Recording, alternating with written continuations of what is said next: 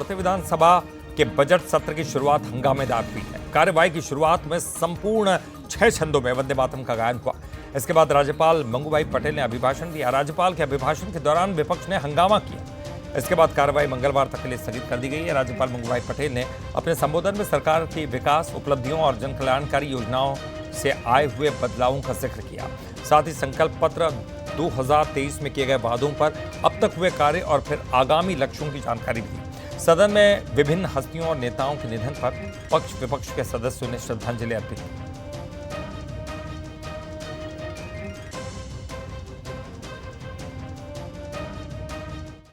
विपक्ष का काम है अवरोध पैदा करना। राज्यपाल जी ने चाहे इंडस्ट्री की बात हो, चाहे कृषि की बात हो, चाहे रोजगार की बात हो, उनके अभिभाषण में उन्होंने हर चीज का उल्लेख किया। मध्य प्रदेश सरकार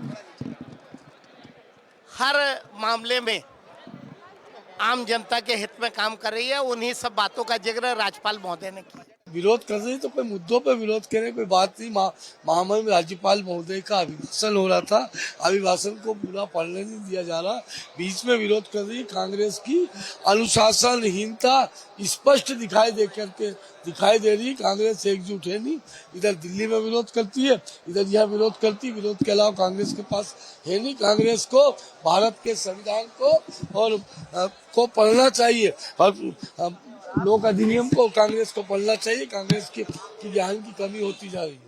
ये ऐसे अवसर होते हैं, राष्ट्रपति का अभिभाषण, महामहिम राज्यपाल साहब का अभिभाषण, जिसमें मर्यादाओं का पालन होना चाहिए और उनका स्टेटमेंट, सरकार का स्टेटमेंट होता है और पूरे आगे आने वाले वर्ष भर के लिए एक कार्य योजना उनके माध्यम से प्रदर्शित की जाती है।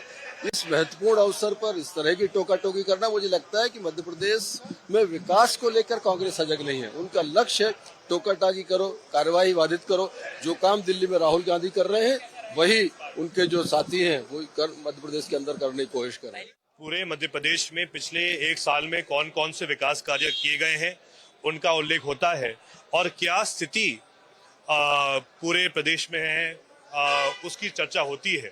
और मैं बड़ा आश्चर्य था जब ये आज का अभिभाषण हुआ कि राज्यपाल महोदय बात कर रहे हैं कि वो 2028 में सिंघस के लिए शिप्रा नदी को में दूषित पानी से उसको मुक्त करेंगे, लेकिन वो शायद इस बात को भूल गए कि हमारे प्रदेश की व्यावसायिक राजधानी इंदौर में ही भागीरथपुरा में 35 लोगों की मृत्यु हुई दूषित पानी पीने से।